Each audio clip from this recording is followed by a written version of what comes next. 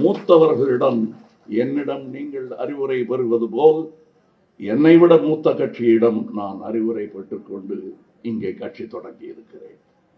இதுல மாற்று கருத்துக்கள் இருந்தே ஆக வேண்டும். அதன் பெயர்தான் ஜனநாயகம். ஆனால் நாடென்று வரும் பொழுது நாம் கூடி நின்றாக வேண்டும்.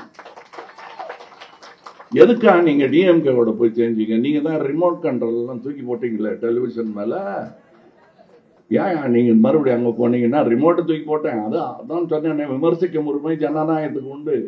அது தூக்கி போட்டேன். ஆனா ரிமோட்டை வேற ஆள் தூக்கிட்டு ஓடிட்டான். ஆகா, அங்க போக கூடாதுயா.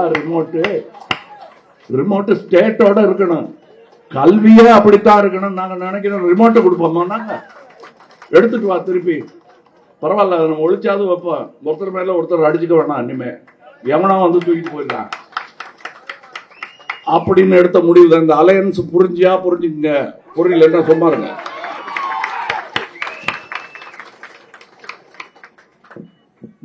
ஜனநாயகம் அப்படின்னு வந்துருச்சுன்னா இந்த தொல்லைகள்லாம் இருந்தே தீரும். புரிந்து கொள்க.